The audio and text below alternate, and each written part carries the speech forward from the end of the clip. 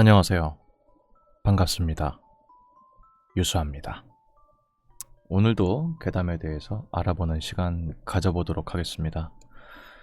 첫 번째는요, 가문에 흐르는 악의 피 대 손가락 자르는 마을인데요. 둘 다 일단 이름이 기묘하다. 가문에 흐르는 악의 피는 뭘까요? 일본에서 회자되는 어느 의사 가문에 대한 도시전설이라고 합니다. 내용이 있습니다. 이야기는 후쿠오카 미용사 토막 살인 사건에서 시작된다. 이건 진짜 있는 일인가? 이건 진짜 있는 일인가 보네요.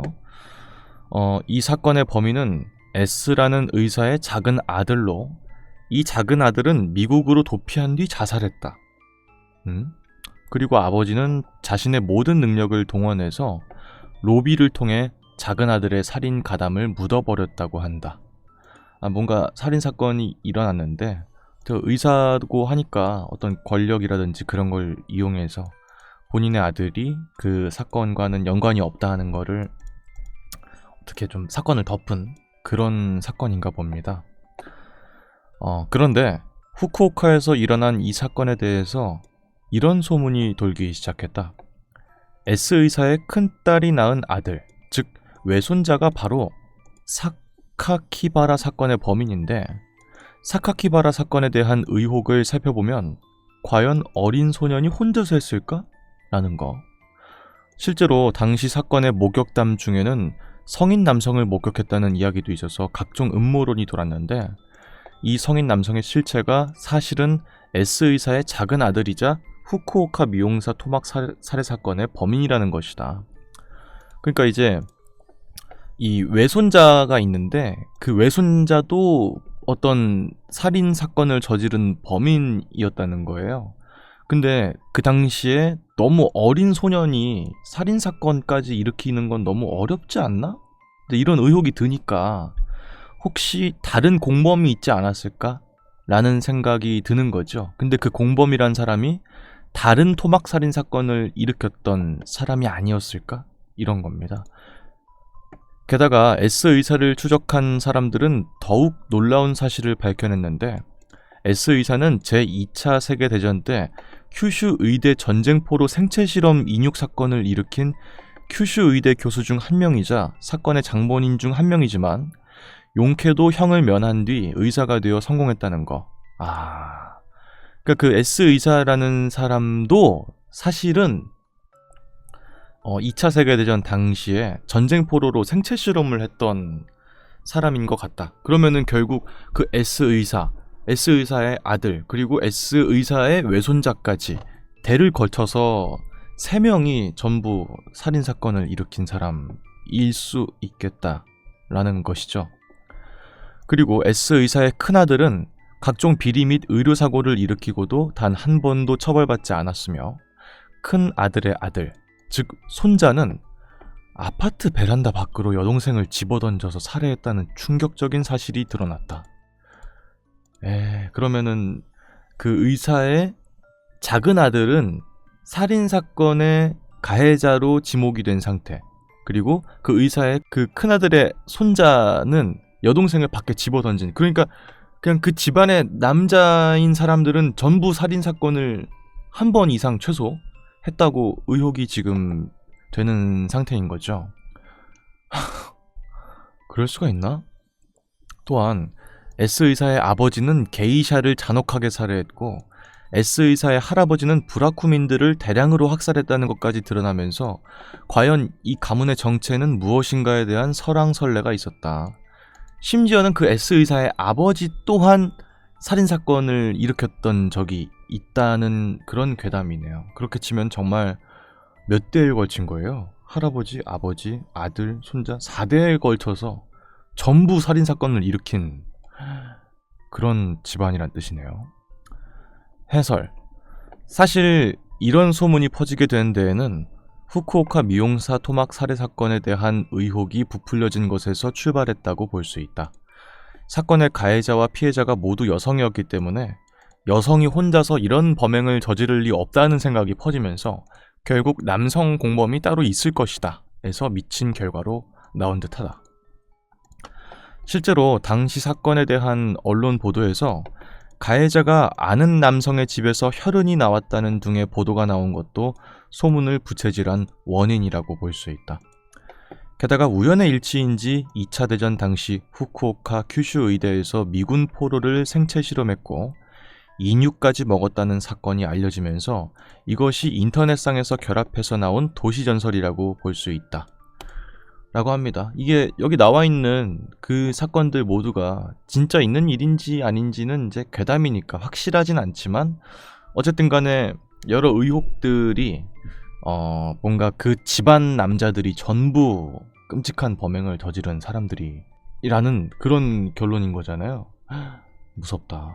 근데 그럴 수도 있겠다는 생각이 들기도 하는 게 결국은 유전돼서 내려오는 그런 성격적인 성질이라든지 그런 것들은 어떻게 보면은 되풀이 되는 거일 거 아니에요. 그러니까 맞는지 아닌지는 모르겠지만 그런 뭐랄까 분노 뭐 이런 것들을 표출을 하고 잘 참지 못하는 성격의 집안 사람이라면 이런 끔찍한 일이 일어날 수도 있겠다는 생각이 들기도 하네요. 위 도시전설과는 무관하지만 범죄자를 연구하다가 가문의 악한 유전자를 발견한 사례는 있다. 그러니까 실제로 악한 유전자를 계속해서 이제 되물림하는 그런 사례가 발견된 적은 있다는 거죠.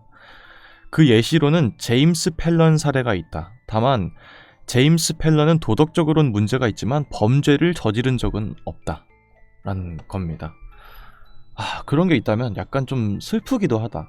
사실은 내가 어떤 사건을 저지르고 싶어서라기보다는 유전적인 형질이 잘 참지 못하고 쉽게 분노를 일으키고 사회성이 약간 좀 떨어지고 그런 게 이렇게 이어받았기 때문에 그런 거라면 내 의지랑은 좀 상관이 없는 걸지도 모르니까 그런 거에서 생각해보면 좀 슬프기도 하네요. 어쨌든 그렇고요. 실제로 일어난 일이라면 정말 무서운 일이네요. 다음은 손가락 자르는 마을인데요. 이름이 뭐야? 손가락 자르는 마을? 일본의 도시전설. 쇼와 50년대, 이때가 1975년에서 1985년 사이라고 합니다. 규슈에서는 한때 탄광업으로 번성했다가 폐광과 함께 한 촌으로 전락한 작은 마을이 있었다. 그 옛날엔 탄광업을 많이 했다가 사실 우리나라도 그렇지만 탄광업이 지금 많이 사양되고 있죠. 그런데 그 마을에서 한 남성이 밭 일을 하다가 예초기에 발가락이 절단되는 사고가 있었다. 한 가지 이상한 점은 이 일을 계기로 마을에서는 신체 일부가 결손되는 사고가 끊이지 않게 되었다는 것으로 처음에는 손가락과 발가락이 잘리는 정도였다가 점점 정도가 심해지더니 나중에는 귀가 절단되고 심지어 눈을 잃는 사람까지 생겨나게 된다. 그 마을 사람들이 점점 이상하게 신체 절단이 자꾸 일어나는 거예요. 이윽고 마을에는 신체 일부를 잃은 사람들이 넘쳐나게 되고 이러다 보니까 이웃 마을 사람들은 이 마을을 두고 저주받은 마을이라고 부르며 두려워하기 시작한다. 하지만 유독 이 마을에서만 이런 신체 결손 사고가 빈번하게 일어나는 것을 이상하게 여긴 한 보험회사에서 자체 조사에 착수했고 그 결과 마을 사람들이 집단으로 보험 사기를 저질렀다는 사실을 알게 된다. 돈을 받으려고 일부러요? 이 마을은 탄광이 있던 시기에는 경기가 괜찮았고 그렇지 탄광 마을이지. 폐광 직후에는 국가와 공단에서 고액의 일시 지원금도 지원되었다. 이 덕분에 마을 사람들은 제법 윤택한 생활을 할 수 있었고 특히 탄광에서 일했던 광부들은 지원금에 더해 광산회사에서 지급한 퇴직금 덕분에 호화로운 생활을 누릴 수 있었다. 그러나 그것도 잠시뿐. 불과 2년을 못 넘기고 돈이 다 떨어져 한순간에 빈곤층으로 전락하게 되자 이미 사치의 맛을 들여버린 마을 주민들은 그동안 누리던 풍족한 생활을 유지하기 위한 수단으로 거액의 보험에 든 후 고의로 신체 일부에 상해를 입혀서 보험금을 지급받는 수법으로 보험 사기를 저질러 왔던 것이다. 그러니까 이제 탄광이 잘 될 때는 상관이 없었어. 그냥 그걸로 돈을 벌면 됐으니까. 근데 이제 슬슬 석탄의 시대가 지고 이제 석유들로 대부분 다 대체가 됐잖아요. 뭐 어떤 보일러 같은 거 옛날엔 다 이제 연탄 같은 걸 썼지만 이젠 더 이상 쓰지도 않고 하니까 점점 이 사업 자체가 사양길을 걷다 보니까 돈을 벌 수 있는 수단이 없는 거야. 그러니까 이제 어떻게 해야 되느냐? 보험 사기를 저지른 거죠. 그 마을 전체가. 이 사실을 알게 된 보험회사는 마을 사람들을 보험 사기로 고소하기로 하고 소송 준비를 하고 있었다. 그런데 그 와중에 소송 대상인 마을 사람 중 한 명으로부터 한 통의 전화가 걸려오는데 큰일 났어. 반일을 하다가 잘못해서 낫으로 우리 집 갓난쟁이 목을...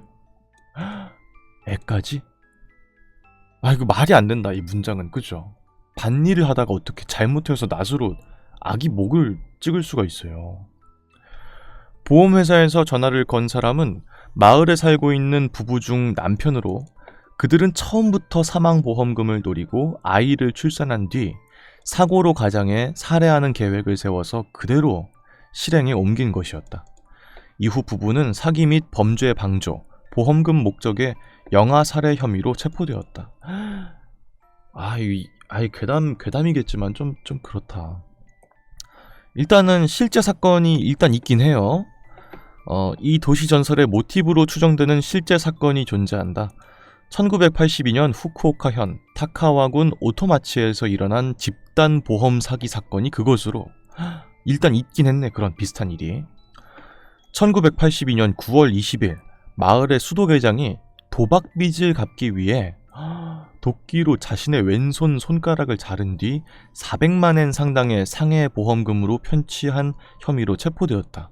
손가락 하나를 잘라서 4천만 원을 받은 거예요. 근데 그게 이제 도박빚을 갚기 위해서인 것으로 드러나서 체포가 되게 된 거죠.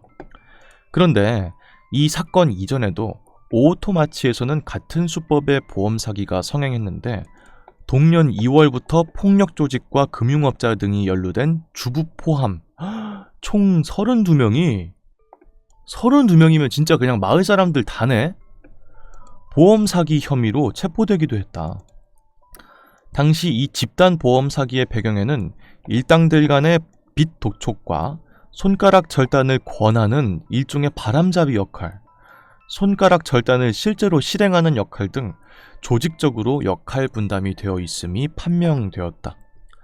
참고로 실제의 오토마치도 치쿠호 탄전에 속해 있어서 탄광업이 발달된 지역이었으나 1950년대 후반 이른바 에너지 혁명으로 석탄 산업이 쇠퇴함에 따라 폐광되면서 점차 쇠락하여 인구 감소에 의한 과소화 현상이 날로 심해지고 있었다. 석탄 산업 합리화 정책으로 쇠퇴한 한국의 태백시 정선군과 같은 사례. 현재는 폐광 부지를 공업단지로 활용하는 등 지역 재생을 위해 노력하고 있다고 한다. 야, 그러니까 이게 사실 그 위에 있는 이 도시괴담이 다 맞는 말은 아닐 거예요. 그리고 이제 유아 사례가 일어난 거는 사실이 아닐 거란 생각이 듭니다. 다만 실제 사건이 매우 유사한 배경을 가지고 있다는 거. 그 탄광 마을이 있었고 그 도박빚을 갚기 위해서 신체 절단을 일삼는 그런 적이 있다는 점에서 굉장히 좀 어떻게 보면은 가능성이 상당히 높은 그런 게 아닌가 하는 생각이 듭니다. 무섭다. 무서워. 도박이 이렇게 위험한 거예요. 야, 진짜로. 어떻게든 돈을 갚으려고 손가락을 자른다는 상상할 수가 없다. 진짜로. 그 밑에 기타가 있는데요. 이 도시전설의 유력한 배경 모티브로 지목되는 후쿠오카현의 오토마치는 작은 시골 마을이지만 전술한 집단 보험 사기 사건 이외에도 이상할 정도로 흉흉한 사건 사고가 빈번하게 일어나는 지역이었다. 그것도 유독 지역 정치, 기업과 얽힌 사건 사고가 많은 편이었는데 1986년 10월에는 당시 정장이 집무실에 남입한 괴한에게 살해당하는 사건이 있었으며 2002년 7월에는 당시 지역의회 의장이 총상을 입는 일이 있었는가 하면은 2003년 8월에는 최다 득표수로 당선된 모 지역의회 의원이 고급 자동차 절도단의 리더로 체포되었다. 그러니까 이쪽에는 이상하게도 그런 보험 사기뿐만 아니라 각종 얽혀있는 정치인, 뭐 군수, 뭐 아니면 국회의원 이런 사람들이 어떤 사건의 범행의 어떤 주도자로 해서 체포를 당하거나 아니면은 실제로 뭐 어떤 살해를 당하거나 신체적인 위협을 입는 일들이 있었다는 거죠. 뿐만 아니라 2005년 7월에는 읍장의 친척이 운영하는 기업조합 사무실에 화염병 테러가 있었고, 이 마을은 도대체 뭐 하는 곳이야? 굉장히 난폭하네요, 사람들이. 심지어 지역의회 의원을 포함해서 지역사회 정치, 행정 관련자들이 잇따라 실종되는 일까지 있었다. 2005년 5월 와타나베 츠네오가 정부 재정제도 등 심의회, 재정제도 분과회 부서활동회의에서 후쿠오카현 타카와구는 폭력 조직의 마을이다 라는 발언을 해서 논란이 된 적이 있었는데, 일각에서는 와타나베의 이 발언이 나오게 된 배경에는 오토마치에서 일어난 일련의 사건 사고들이 있었다는 해석이다. 사실은 이런 어떤 정치적인 일을 하는 사람이 특정 지역에 대해서 이런 식으로 폭력 조직이 하는 마을이다 이런 식으로 하는 거는 옳은 일은 아니라고 생각해요. 하지만 이런 말이 나오게 된 거는, 정치인의 입에서까지 이런 말이 나오게 된 거는 아마 그런 식의 별칭으로도 아마 다른 사람들에게도 많이 불려왔을 것이고, 아예 일전의 사건들을 보자면은 그렇게 뜬금없는 이야기는 아니다라는 생각이 들기도 하네요. 어쨌든 간에 괴담이 다 맞진 않았지만 반 정도는 실화를 기반으로 하고 있다는 점에서 상당히 좀 무섭네요. 가문에 흐르는 악의 피랑 손가락 자르는 마을. 저는 손가락 자르는 마을이 좀 더 현실성이 있고 무서워요. 그러니까 내가 돈이 부족하거나 뭐 어떤 일 때문에 도둑질을 하거나 이런 거는 좀 납득이 되거든요. 왜냐면은 피치 못할 사정이니까 남의 걸 훔친다 이런 거는 사람의 일반적인 사고니까 그럴 수 있다 생각하는데, 내 신체를 자른다는 거는 내 생각으로는 너무 무서운 일이라서 손가락 자르는 마을을 고르겠습니다. 두 번째입니다. 리카짱의 전화, 그리고 고베의 단독주택인데요. 고베의 단독주택을 한번 검색해 볼까요? 고베의 단독주택, 일본의 도시전설. 투채널의 한 스레드에서 시작된 괴담. 2009년경 일종의 무료 나눔 스레드인 공짜로 드립니다, 공짜로 주세요 라는 스레드에 고베에 있는 단독주택 필요 없나? 라는 제목으로 고베시 기타구에 있는 한 단독주택을 공짜로 주겠다는 글이 올라온 것이 이야기의 발단이었다. 오, 이게 뭐 당근 마켓 이런 데에 이제 올라온 거죠. 그냥 무료 나눔합니다. 근데 단독주택이야. 해당 글에 따르면 문제의 주택은 고베시 기타구 타니가미 인근에 있다. 지은 지 40년 정도 된 오래된 주택이지만 한 20년 전쯤에 리모델링이 된 상태고, 별도의 주차장은 없지만 마당이 넓은 공터로 되어 있기 때문에 주차에는 문제가 없다고 한다. 집 뒤편에 있는 숲속에는 우물이 있는데 조부모에게서 우물에는 절대 손대지 말라는 언지를 받았다고 한다. 다만 이 주택을 공짜로 주는 데는 3가지 조건이 있는데, 그 조건이란: 첫 번째, 반드시 받을 것. 두 번째, 3일 이상 집을 비우지 말 것. 세 번째, 죽을 때까지 그 집에서 살 것. 이상의 3가지 조건을 모두 만족할 수 있는 사람에게 집을 무료로 양도하겠다는 것이다.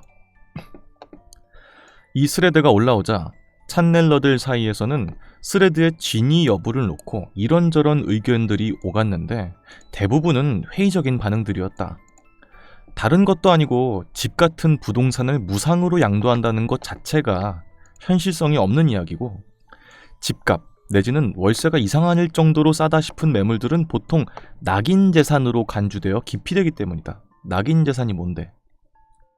사고 물건, 어떤 살인 사건이나 강도 같은 범죄가 일어난 곳을 그렇게 부른다고 하네요.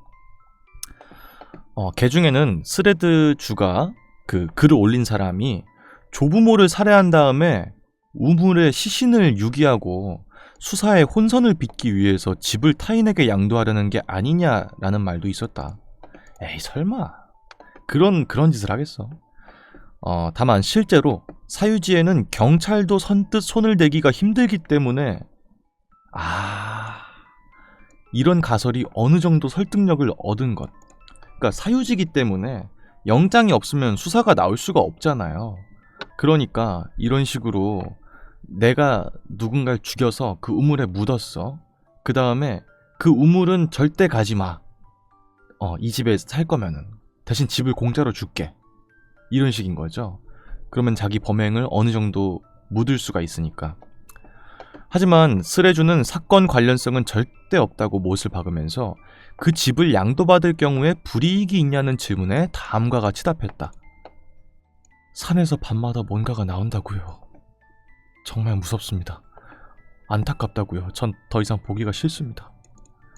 스레주의 해명 이후에도 해당 스레에는 수많은 억측과 가설들이 난무했지만 스레주는 위의 글을 마지막으로 돌연 소식이 끊기고 말았다. 그러니까 그냥 이 글을 쓴 사람은 진짜로 집을 무료로 양도할 생각이었던 거예요. 이유는 살인사건 이런 게 있는 게 아니라 그 인근의 산에서 뭔가가 자꾸 나온다. 근데 뭔진 몰라. 너무 무서워. 근데 못 살겠으니까 그냥 집을 줄게. 그냥 살아주세요 제발. 이런 식으로 글을 올린 거예요.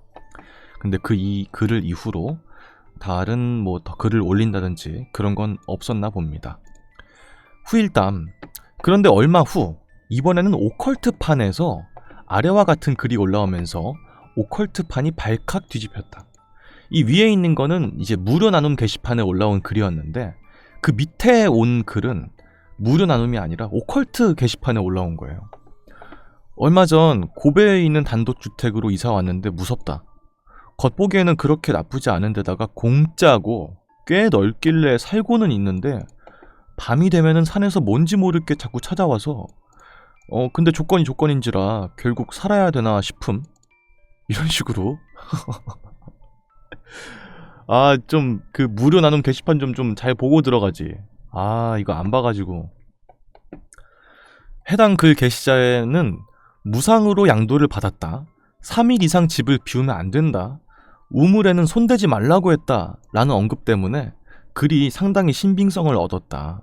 게다가 게시자는 밤마다 산에서 나타난다는 정체불명의 무언가의 모습을 이렇게 묘사했다. 이 위에는 뭔가가 나타난다라고만 써 있었지 뭔지라고는 안 적혀 있었잖아요.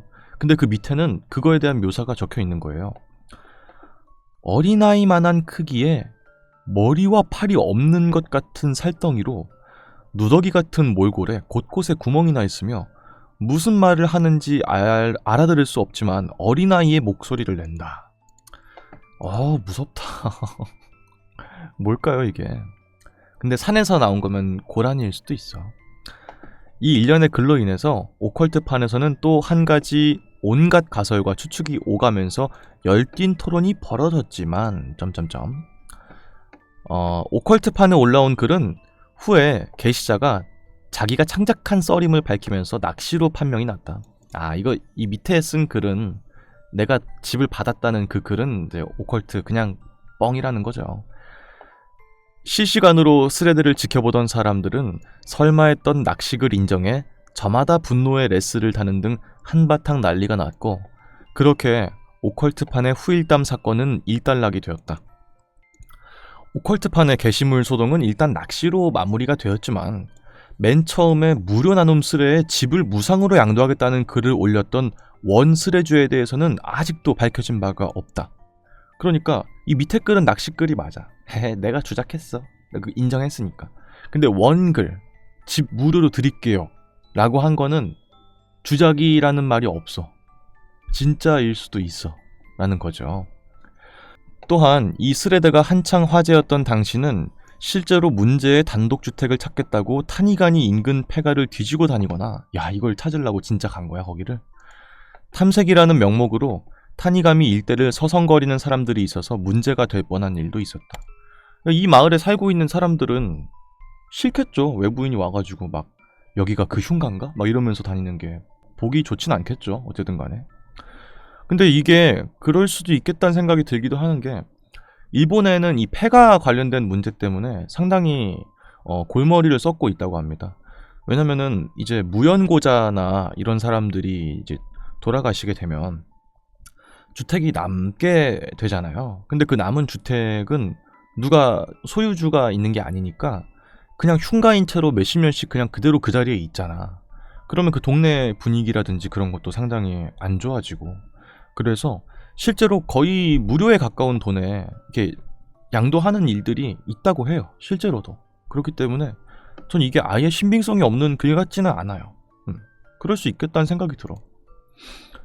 왜냐면 우리나라보다 훨씬 큰 나라고, 일본은 거의 2배 이상의 면적 차이가 나잖아요. 그리고 인구수도 거의 2배 이상 차이가 나고, 그러다 보니까 이런 일들이 있을 것 같다. 그리고 이제 고베라고 하면은 그렇게 도심지는 아니니까 더더욱이 있을 법한 일이 아닌가 하는 생각이 듭니다. 에? 남아공 괴담 대 원숭이 꿈인데요. 뭐지? 원숭이 너무 귀여운데요? 원숭이 꿈은 뭘까요? 한번 검색해 보겠습니다. 사진은 귀여운데. 투채널 오컬트판의 무서운 이야기 스레드에서 게시된 유명한 괴담. 일단 본문의 내용이 그대로 있네요. 저는 꿈을 꾸고 있었습니다. 옛날부터 저는 꿈을 꿀 때 가끔씩 내가 지금 꿈을 꾸는 것이라고 자각하는 경우가 있었습니다. 이때도 그랬습니다. 어쩐지 저는 어둑한 무인역에 홀로 있었습니다. 꽤 어둡고 음침한 꿈이구나 싶었습니다.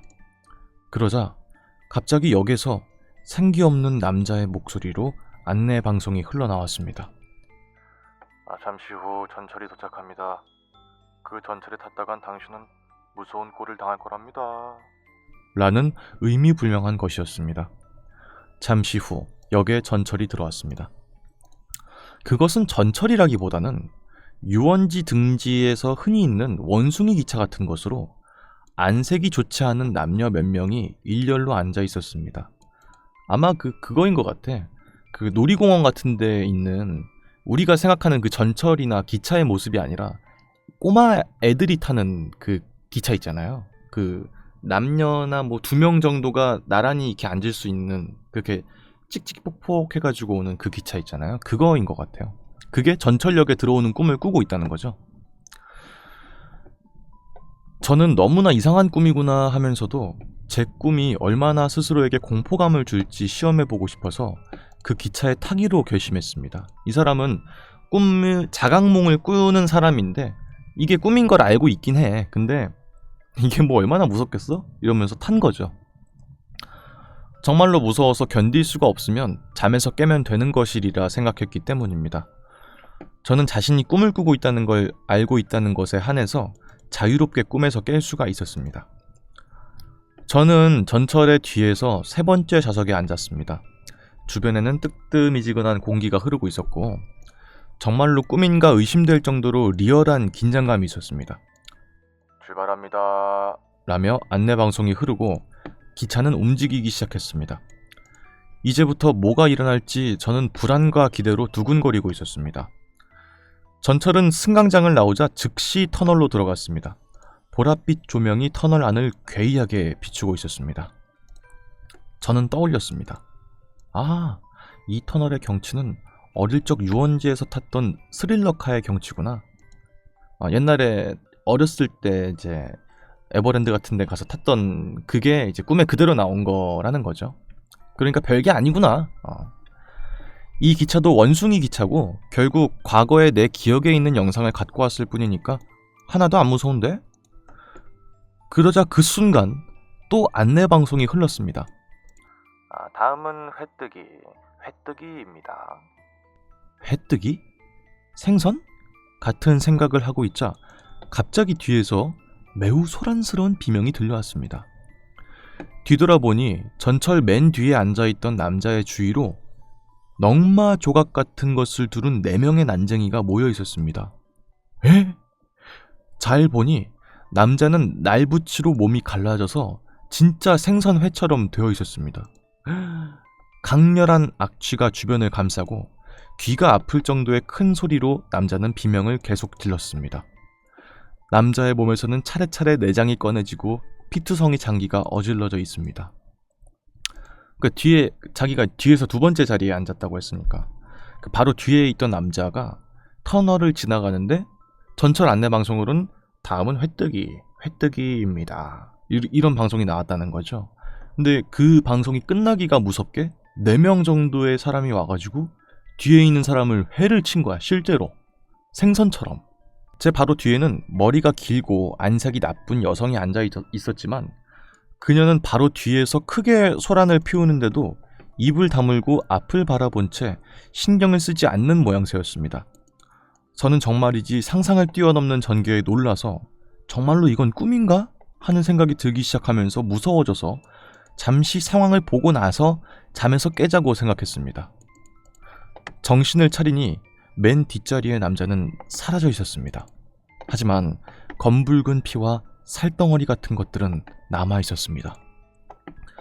뒤에 있는 여성은 여전히 무표정으로 한 곳을 바라보고 있었습니다. 다음은 도려내기입니다. 라는 안내방송이 흘렀습니다. 그러자 이번엔 두 난쟁이가 나타나 톱니 모양 스푼 같은 것으로 뒤에 있는 여성의 눈을 도려내기 시작했습니다. 아까까지 무표정이었던 그녀의 얼굴은 고통으로 끔찍한 형상으로 바뀌었고 제 바로 뒤에서 고막이 찢어질 정도로 큰 소리로 비명을 질렀습니다. 눈구멍에서 안구가 튀어나왔습니다. 피와 땀 냄새가 참을 수가 없었습니다. 무섭다. 저는 두려움에 떨면서 앞으로 몸을 웅크렸습니다. 이쯤에서 때가 되었다고 생각했습니다. 더 이상은 같이 못 있겠습니다. 거기다가 순서대로 따지면 다음은 세 번째에 앉아있는 제 차례입니다. 그쵸? 뒤에 있는 남자가 죽었고 내 바로 뒤에 있는 여자가 죽었으니까 다음 역에 정차하면 내 차례일 거 아니야. 저는 꿈에서 깨려고 했지만 나한테는 대체 어떤 안내방송이 흐를까 생각하면서 그걸 확인하고 나서 그 자리에서 도망치기로 했습니다. 왜? 다음은 다지기입니다. 라는 안내방송이 흘렀습니다. 최악입니다. 어떻게 될지 쉽게 상상이 가서 신경을 집중시켜서 꿈에서 깨려고 했습니다. 꿈아 깨라. 평소에는 이렇게 강하게 염원하면은 반드시 꿈에서 깹니다. 하지만 갑자기 윙 하는 기계음이 들리기 시작했습니다. 이번엔 난쟁이가 제 무릎에 올라 이상한 기계 같은 물건을 들이대기 시작했습니다. 아마 저는 저를 다진 고기로 만들 도구일 거라 생각하자 무서워져서 꿈아 깨라 라고 눈을 감으며 열심히 빌었습니다. 윙 하는 소리가 점점 커지기 시작하고 얼굴에 풍압을 느끼면서 이젠 틀렸어 라고 생각한 순간 조용해졌습니다. 간신히 악몽에서 빠져나올 수 있었습니다. 온몸이 땀으로 흠뻑 젖어 있고 눈에서는 눈물이 흐르고 있었습니다. 저는 침상에서 부엌으로 향하여 물을 대량으로 마시고 나서야 겨우 진정이 되었습니다. 무시무시하게 리얼했지만 어차피 꿈이었으니까 라며 자신을 다독였습니다. 다음날 학교에서 만난 친구들 전원에게 이 꿈 이야기를 했습니다. 하지만 다들 재미있어 할 뿐이었습니다. 결국은 꿈이기 때문입니다. 그리고 4년이 지났습니다. 대학생이 된 저는 완전히 이 사건을 잊고 알바 같은 데에 힘을 쓰고 있었습니다. 그리고 어느 날 밤 갑자기 시작된 것입니다. 다음은 도려내기입니다. 그 장면부터였습니다. 저는 그 꿈이구나 하고 바로 떠올렸습니다. 그러자 저번과 완전히 똑같이 생긴 두 난쟁이가 그 여성의 안구를 도려내고 있었습니다. 그러니까 이제 그 꿈이 다시 반복되기 시작한 거야. 근데 뒷자리 여성이 죽는 장면에서 다시 시작하는 거죠. 큰일이다 싶어서 꿈아 깨라 라고 바로 빌기 시작했습니다. 이번엔 좀처럼 잠이 깨질 않습니다. 꿈아 깨라. 다음은 다지기입니다. 슬슬 위험해지기 시작했습니다. 윙 하고 다가오고 있습니다. 꿈아 깨라. 갑자기 조용해졌습니다. 아무래도 간신히 도망쳤다고 생각해서 눈을 뜨려고 하는 그 순간 또 도망치시는 겁니까? 다음에 오실 때는 마지막이랍니다. 라며 그 안내 방송 소리가 확실하게 들려왔습니다. 눈을 뜨자 역시나 이미 꿈에서는 완전히 깨어나 있고 자신의 방에 있었습니다. 마지막에 들은 안내 방송은 절대로 꿈이 아니었습니다. 현실 세계에서 분명히 들었습니다. 제가 대체 뭘 했다고 이러는 걸까요? 그 뒤로 현재까지 아직 그 꿈은 꾸지 않고 있지만 다음에 꿨을 때는 분명 심장마비인지 뭔지로 죽을 거라 각오하고 있습니다. 이쪽 세계에서는 심장마비더라도 그쪽 세계에서는 다진 고기입니다. 점점점 이라는 괴담이네요. 야, 꿈이랄 것도 어떻게 이렇게 다이나믹한 걸 꾸실까? 근데 뭐 별거 아닌 그냥 꿈 이야기니까 그냥 뭐 괴담 정도로 받아들일 수 있는 얘기긴 합니다만 진짜 무서울 것 같긴 해요. 왜냐면은 4년 전에 꿨던 꿈인데 갑자기 뜬금없이 아무런 징조도 없이 그냥 또 꾸게 된 거잖아. 근데 다음에 그 꿈을 꾸게 되면은 그땐 피할 수 없다는 어떤 경고를 받았다는 점이 상당히 무서워요. 왜냐면은 꿈이라는 건 매일매일 잠을 자야 되니까 꿀 수가 있는 건데 그럼 매일매일 죽을 수도 있는 거잖아요. 그러니까 무섭다. 이건 좀 실제로도 꿀 수 있을 것 같기도 하다는 생각이 들기도 하네요. 어쨌든 간에 그렇습니다. 다음으로는 도란새라는 게 있는데요. 도란새는 뭘까요? 도란새 처음 듣는데요.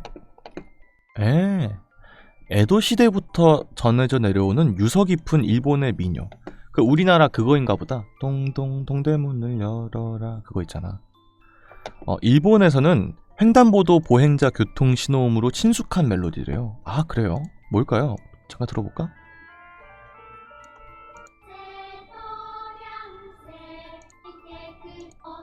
전혀 모르겠네. 일본 많이 갔는데 잘 모르겠다. 분홍색 가사는요, 이 행인이 하는 말이고요. 합창에서는 솔로 파트인 경우가 많다. 지나가시오, 지나가시오. 여기는 어디로 가는 샛길입니까? 천신님에게 가는 샛길입니다. 잠깐 지나가게 해주십시오. 용건이 없는 자 지나보낼 수 없습니다. 이 아이의 7살 생일을 축하하며 신차를 복납하러 갑니다. 가는 건 좋아요, 좋아. 돌아가기는 무섭죠. 두렵더라도 지나가시오, 지나가시오. 에? 가사가 좀 무서운데요, 이거는? 그러니까 이게 뭔가 그냥 우리나라의 그 괴담이 아니지. 동요 있잖아요. 그 동동 동대문을 열어라. 남대문을 열어라. 12시가 되면은 문을 닫는다. 뿅. 요거는 그냥 그 문이 12시가 되면 문을 닫으니까 그 안에 얼른 지나가라 이런 내용인데 이거는 천신님에게 가는 것이다. 신사에 가는 길이다. 근데 용건이 없는 데는 지나보낼 수 없다. 신차를 복납하러 갑니다. 가는 건 좋아요. 근데 돌아가는 건 무섭죠. 라는 이런 게 딱히 동요에 완전 걸맞는 가사 같진 않다는 생각이 듭니다. 다만 이제 괴담이 있어요. 2절이라고 떠도는 부분이 도시전설인 것 같은데요. 비슷합니다. 일단 구성 자체는요. 지나가시오, 지나가시오. 여기는 명부의 샛길입니다. 귀신님에게 가는 샛길입니다. 잠깐 지나가게 해주십시오. 재물이 없는 자는 지나보낼 수 없습니다. 아이고. 이 아이의 7세 기재일로 공양을 부탁하러 갑니다. 가는 건 좋아요, 좋아. 돌아가기는 무섭죠. 두렵더라도 지나가시오, 지나가시오. 아이고, 그렇구나. 그러니까 이제 첫 번째 1절의 경우에는 7살이 된 아이의 생일을 축하하기 때문에 그 겸사겸사 이제 신사에도 이제 절을 올리러 가는 거죠. 아이가 무탈하게 잘 클 수 있게끔 도와주신 신령님께 감사드립니다 라고 하는 게 1절이었는데 2절의 경우에는 그 아이가 일찍 세상을 떠나게 된 거예요. 단명을 하게 된 거죠. 그러니까 그 아이에 대한 어떤 공양을 하기 위해서 신사에 가는 그런 부모의 그런 입장에서 2절을 부르는 거네요. 사실 근데 이 2절이 있다라는 거는 그냥 도시전설일 것 같아요. 근데 이 동요의 어떤 분위기나 가사나 그런 멜로디가 상당히 좀 기괴한 부분이 있기 때문에 2절에 충분히 저런 게 온다고 하더라도 이상하지 않지 않나 하는 생각이 또 들기도 하네요. 히로시마의 경고문 vs 개 드럼통 욕조인데요. 둘 다 일단 처음 들었고요. 히로시마의 경고문. 1945년 8월 초 히로시마에는 다음과 같은 내용의 경고문이 뿌려졌다.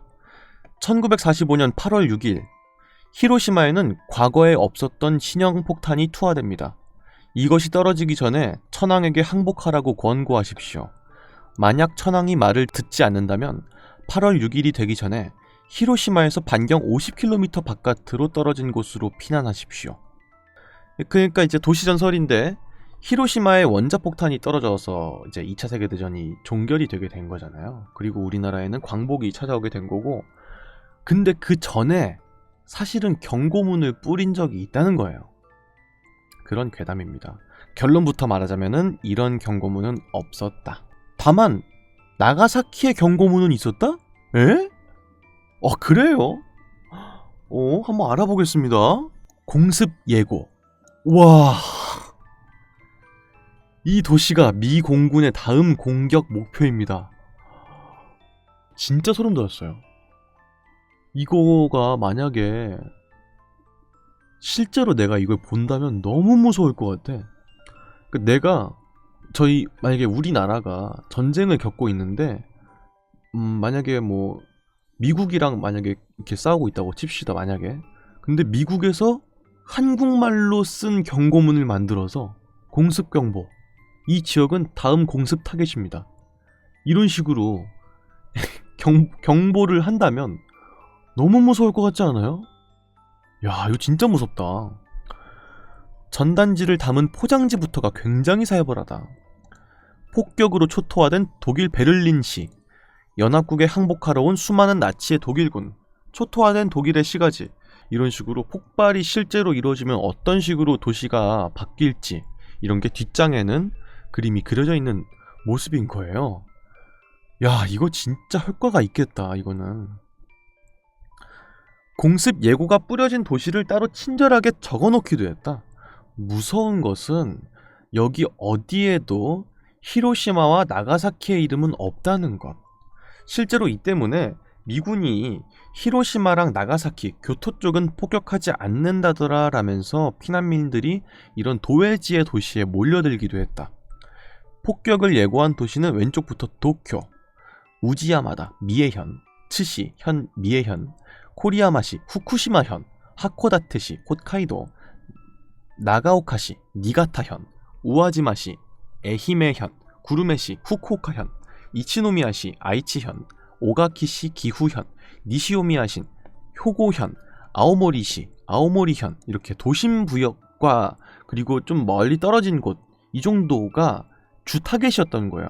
여기는 우리 다음 타겟이니까 피해. 시민들한테 미리 경고를 한 거야. 왜냐면 시민들은 죄가 없잖아요.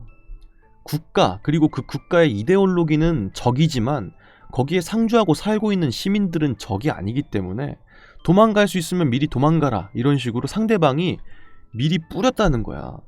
와, 근데 어떻게 뿌렸을까 생각해 봤을 때 비행기로 뿌리지 않았을까요? 이거를? 실제로 하늘에서 뿌렸을 텐데 그럼 이미 그 나라의 상공을 지나간 적이 있다는 거잖아요. 폭탄을 떨어뜨릴 수도 있었어. 그냥 폭탄 떨어뜨릴 수도 있었어. 근데 그냥 안 떨어뜨린 거야. 한번 봐준 거야. 요런 느낌이 와서 경고문이 그래서 무서워요, 저는. 다른 게 무서운 게 아니라 그냥 그게 무서워. 이미 떨어뜨릴 수 있었는데 그냥 안 떨어뜨렸다는 사실이 무서워요. 후면에 적혀있는 본문의 해석이 있습니다.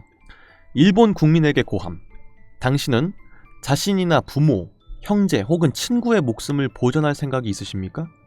보존하고 싶다면 이 삐라를 잘 읽어주십시오. 수일 내로 이 삐라 반대편에 적힌 도시 중 너댓 곳에 위치한 군사시설을 미 공군이 폭격할 것입니다. 위 도시들에는 군사시설 및 군수품을 생산하는 공장이 있습니다.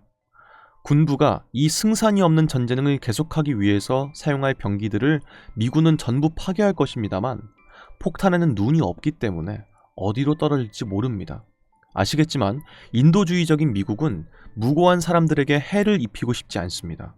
그러므로 반대편에 적혀있는 도시들로부터 피난하십시오. 미국의 적은 여러분이 아닙니다.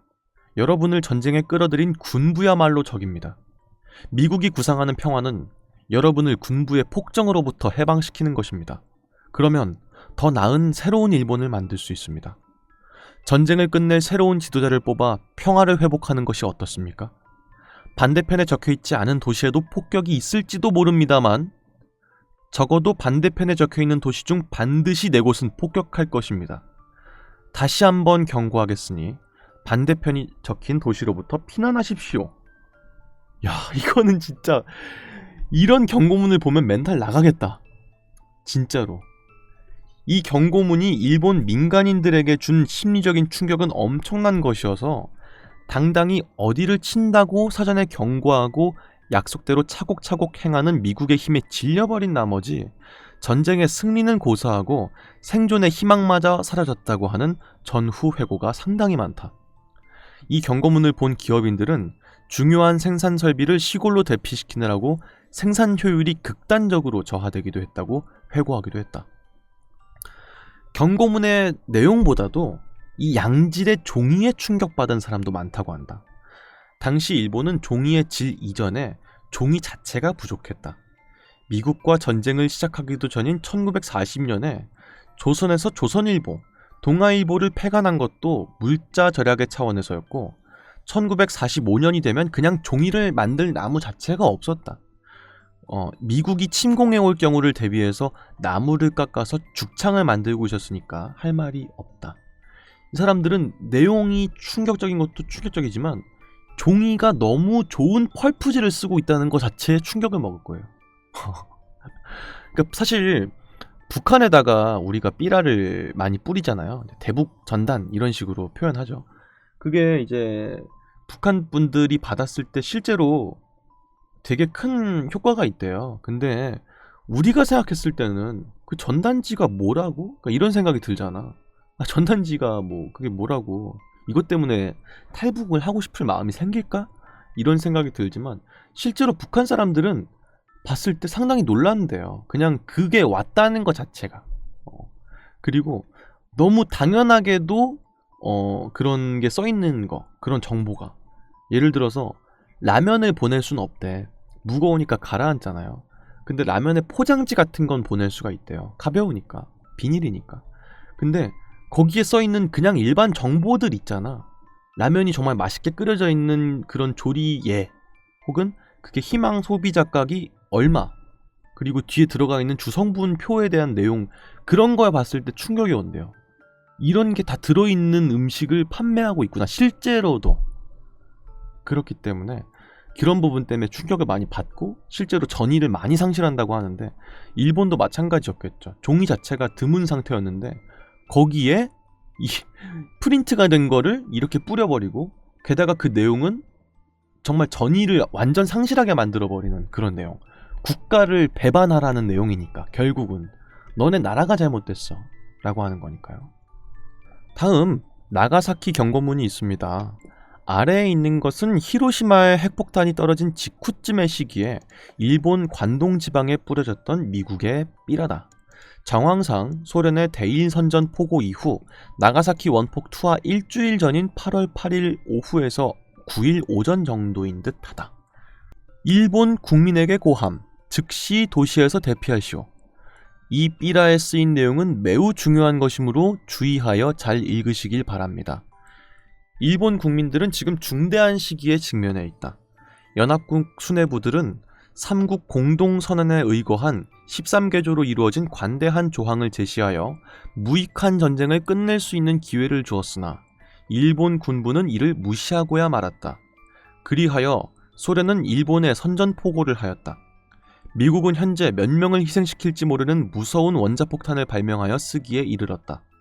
이 원자폭탄은 단 한 개만으로도 그 거대한 B-29 폭격기 2000대가 한 번에 투하할 수 있는 수준의 폭탄의 위력에 필적한다. 이 무서운 사실은 여러분은 히로시마에 폭탄 한 개가 떨어졌을 때의 상황이 어땠을지를 보면 알 수 있을 것이다. 무익한 전쟁을 지속하려는 군사상의 모든 것들은 무서운 원자폭탄에 의해 파괴된다. 미국은 이 원자폭탄을 여러 개라도 쏠 준비가 되어 있으며 여러분들이 이 전쟁을 끝마치기 위해 천황폐하께 청원할 것을 바라는 바이다. 미국 대통령은 여러분들에게 요구한 13개조로 이루어진 관대한 조항을 신속히 받아들여 평화를 사랑하는 새로운 일본 건설에 종용하는 바이다. 따라서 일본 국민 여러분은 즉시 무력 저항을 중지해야 할 것이다. 그렇지 않다면 미국은 단호히 원자폭탄을 비롯한 우수한 무기들을 써서 이 전쟁을 신속하고 강제적으로 종결시킬 것이다. 즉시 도시에서 대피하시오. 야, 진짜 미친 경고문이다. 너무 무섭다. 야, 그러니까 이거는 나가사키에 떨어지기 전에, 그러니까 이미 한 번 원자폭탄이 히로시마에 떨어진 다음에 그 다음에 한 번 더 떨어뜨릴 건데, 너네 이거 봤지? 위력. 우리는 여러 개도 더 떨어뜨릴 수 있어. 그러니까 빨리 항복해 라는 메시지가 담겨있는 경고문인 거예요. 정말 무섭네요. 첫 번째는 사실 믿을까 말까 이런 느낌이 있었을 거야. 왜냐면은 이런 식의 삐라는 상당히 많았을 거예요. 그 당시에.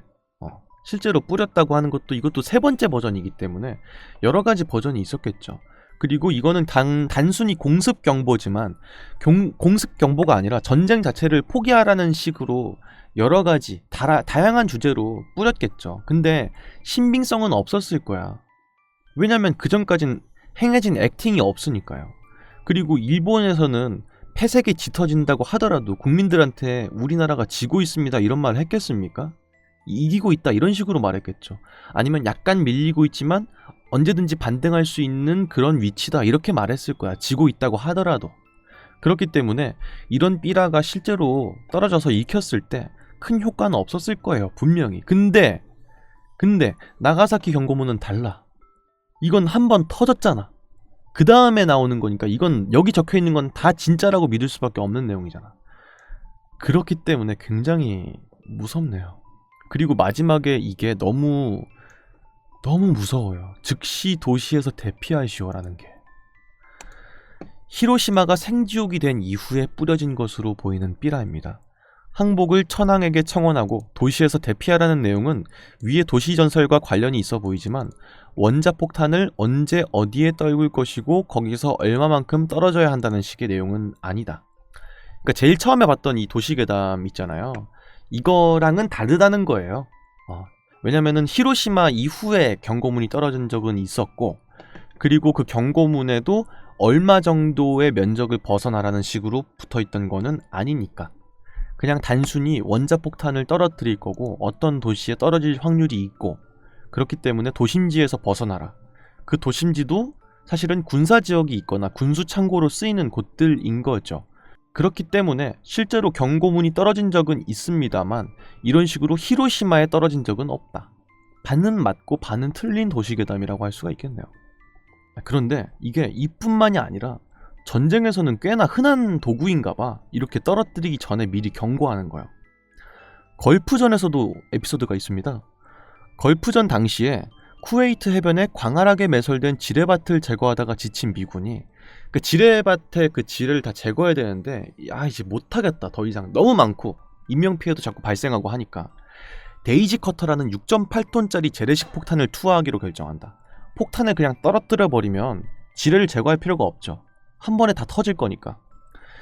근데 미군은 폭탄을 사용하는 것에만 그치지 않고 이걸로 심리전까지 걸면 좋겠다는 생각을 하게 된다.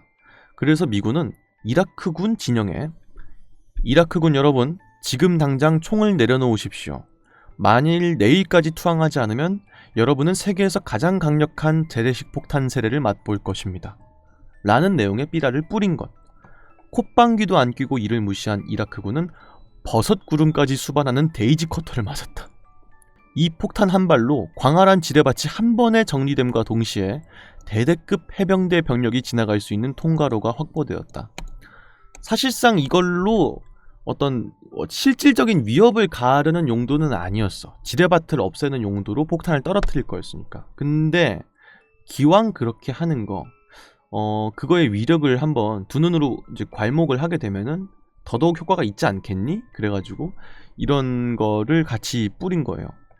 뉴스위크 잡지에 따르면 폭심지에서 60km가 떨어진 곳에 있던 사스 대원들은 이 폭발을 보고 사령부, 방금 양키놈들이 쿠웨이트에 핵을 떨어뜨렸습니다. 라고 보고했다고 한다. 그러니까 폭탄의 그 폭발이 얼마나 컸으면 60km가 떨어진 곳에서도 핵이 떨어졌다고 오해를 했다는 거죠.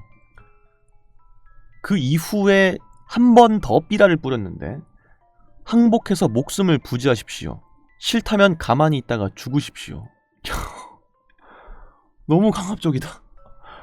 와, 여러분들은 이 전쟁에서 가장 강력한 재래식 폭탄을 맞고 엄청난 손실을 당했습니다. 이 폭탄은 스쿼드 미사일보다 20배는 더 강합니다. 조심하십시오. 여러분들은 이 폭탄을 또 맞을 겁니다. 쿠웨이트는 사담 후세인으로부터 해방될 것입니다. 어서 남쪽에 있는 여러분들의 형제들과 함께 하십시오. 우리는 여러분들을 사랑과 존경으로 대할 것입니다. 거기 계속 있어봐야 안전하지 않으니 빨리 떠나시기 바랍니다. 라는 경고 문구가 적혀있는 삐라를 뿌렸다고 합니다. 이런 삐라를 본 이라크군은 대대장을 위시하여 멘붕을 일으켰고 결국 전원이 투항했다고 한다.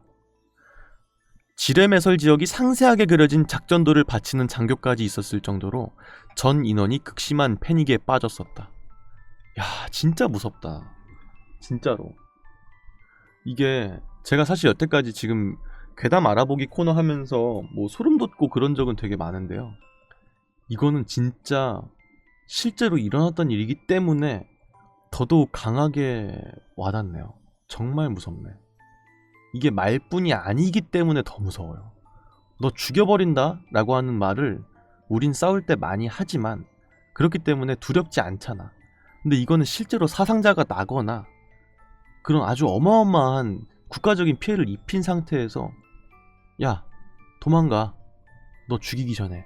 이런 식으로 말하니까 너무 무서운 거야, 그게. 정말 무섭네요. 물론 도시괴담은 전부가 사실은 아니었지만 실제로 이런 일이 벌어졌다는 점에서 굉장히 무서운 괴담이 아닐 수가 없습니다. 개 드럼